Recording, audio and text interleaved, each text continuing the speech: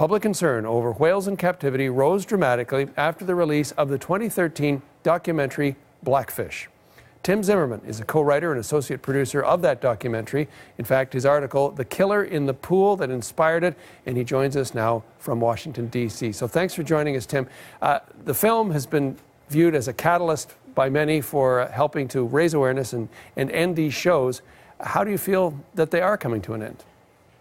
Well, I think due to Tilikum, really. It was his life and the public awareness of the conditions of his life that came out through Blackfish that started to help raise questions about the morality of keeping killer whales in captivity.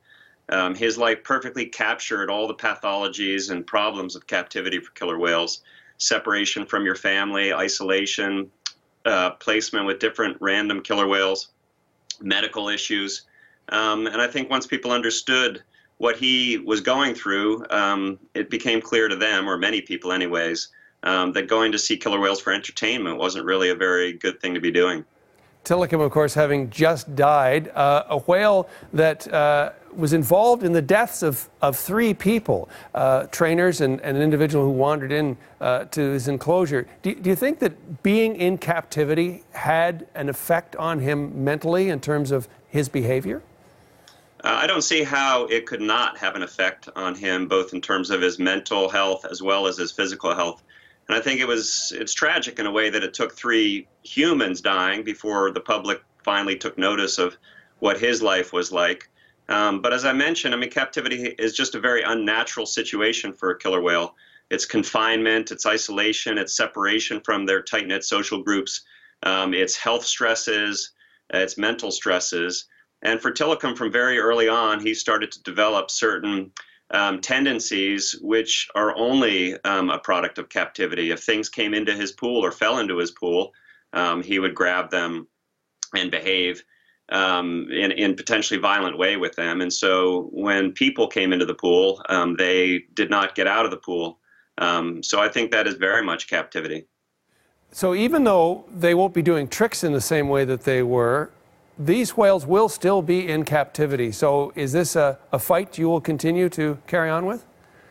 Well, I think that this is something that the public is carrying on with. The amazing thing about Blackfish is that it started really a grassroots movement. It wasn't a campaign that we, the filmmakers, or anyone else was intending to launch, was planning to launch, had a certain goal. We set out to make a film that told the story of Tilikum and helped explain why he killed 3 people.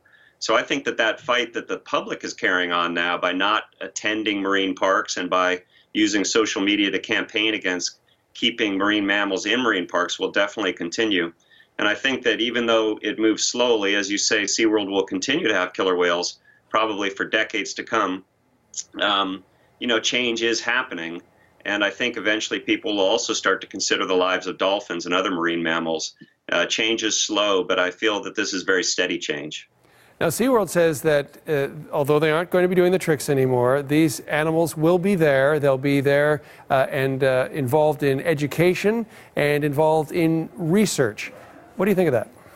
Well, I mean, I think that it's ironic in the sense that the only reason SeaWorld had killer whales in the first place was that they were allowed to have them under an educational display license or exemption from the Marine Mammal Protection Act. So it's ironic that it's taken about 40 years to get to what will probably be a much more legitimate educational show.